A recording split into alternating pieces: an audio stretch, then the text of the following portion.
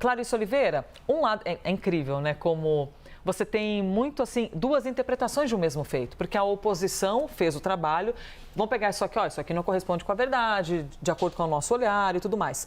Mas a base do governo dizendo assim, temos Lula de volta, é esse Lula que queremos, é isso? E Elisa, é curioso, vocês lembram que lá atrás, quando a gente teve a troca de comando na SECOM, um dos pontos que a gente disse que iam ser parte dessa estratégia de reformulação da comunicação social do governo era colocar o presidente Lula para fazer algo que ele domina muito bem, que é uma relação com a mídia tradicional. Enquanto tem uma crítica ali na nova SECOM em relação à forma como foram conduzidas as estratégias digitais do governo muito intensa, tem também uma avaliação de que Lula estaria subaproveitado nessa frente. E isso remete, Elisa, a um estilo que Lula adotou nos primeiros governos dele. Eu era, na época, aquela repórter que viajava, uma daquelas repórteres que viajavam com Lula pelo Brasil inteiro. Na época, os jornais mandavam sempre um jornalista colado no presidente o tempo todo. E isso não tinha, né, redes sociais ali. Eu já sou velha o suficiente para não ter redes sociais com transmissão. Não, mas o Orkut já tinha. Mas a gente não tinha transmissão ao vivo pelas redes, aquela coisa não existia. Então, os jornais mandavam sempre um jornalista lá. E Lula falava muito com a imprensa.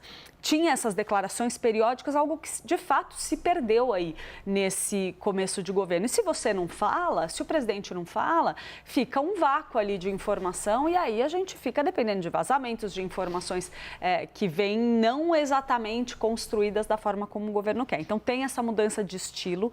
Agora, remetendo um pouco para o que a Marina Demore estava trazendo para a gente, a oposição pode ter criticado, pode ter gente reclamando do que Lula falou, mas a equipe dele, os auxiliares diretos dele, ficaram muito satisfeitos com o resultado. Conversei, por exemplo, hoje de manhã com um ministro que estava, por exemplo, elogiando muito a forma como Lula lidou com as críticas de Gilberto Kassab ao ministro da Fazenda, Fernando Haddad, dizendo o seguinte, olha, Lula saiu muito bem porque ele rebateu o Kassab, sem criar nenhum tipo de constrangimento, ainda fez uma brincadeira, né? Falou, pô, eu até dei risada ali, entendeu? Minimizou, colocou panos quentes, mas fez uma defesa muito intensa do seu ministro da Fazenda. Então, a tendência é sim que a gente veja um Lula mais proativo nesse diálogo direto com os meios de comunicação. Ele também deve dar mais entrevistas.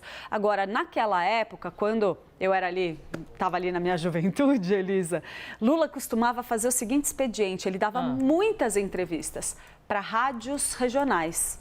Esse geralmente era um instrumento utilizado por ele para conseguir fazer chegar a mensagem de acordo com as necessidades, as demandas de cada região do país, cada realidade. Então, não tenho essa informação, mas se for para resgatar o estilo, é possível que venha alguma coisa nessa linha também. Mais entrevistas gerais para a imprensa, entrevistas coletivas como esta que a gente viu hoje, eventuais cafés da manhã com jornalistas e também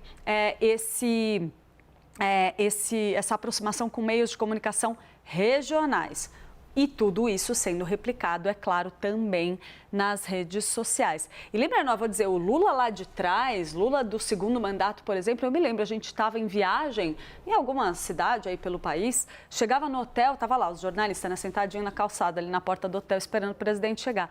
Lula chegava, às vezes, e conversava com a gente, assim, 3 jornalistas, assim, ficava batendo papo, presidente da República. Vamos ver se repete. Você vê? Não sei, outra postura, hein? A ver. Clarissa, maravilhosa. Obrigada, hein, pela apuração.